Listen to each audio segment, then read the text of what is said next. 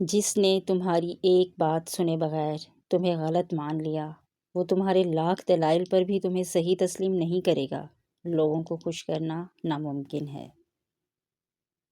ہر انسان خوبصورت ہے، بشرطے کہ دیکھنے والا خوبصورت انسان ہو۔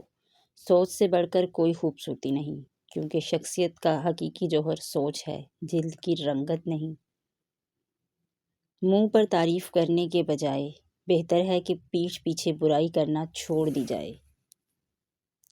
اگر حالات آپ کے حق میں نہیں تو اس کا مطلب یہ نہیں کہ آپ ناکام ہیں۔ یہ صرف وہ وقت ہے جب زندگی آپ کی برداشت، نیت اور ہمت کو پرکھ رہی ہے۔ مضبوط رہیں، کیونکہ اکثر سب سے بڑی کامیابی اس لمحے آتی ہے جب انسان ہار ماننے کے بالکل قریب ہوتا ہے۔ زندگی امتحانوں سے بھری پڑی ہے۔ ہر روز آپ کا امتحان ہوتا ہے۔ کبھی آپ پاس ہوتے ہیں، کبھی آپ ناکام ہوتے ہیں۔ بس اتنا ہی اہم ہے کہ آپ سیکھتے ہیں۔ انسان کی سب سے خوبصورت دنیا خیالوں کی دنیا ہوتی ہے، جہاں وہ اپنی مرضی کی زندگی جی سکتا ہے، وہ چند سیکنڈ کی ہی کیوں نہ ہو۔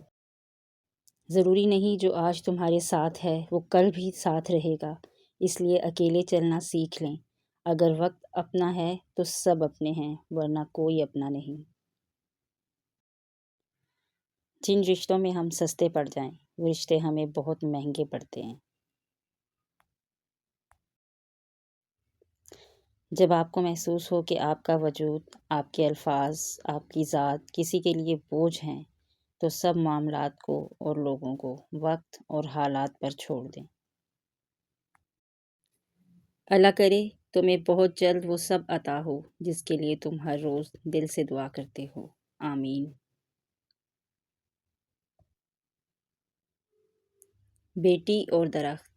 ایک بیٹی اور ایک درخت دونوں کا گھر میں ہونا ضروری ہے، کیونکہ درخت ہمیشہ دھوپ میں سایہ دیتا ہے اور بیٹی ہمیشہ درد میں ساتھ دیتی ہے۔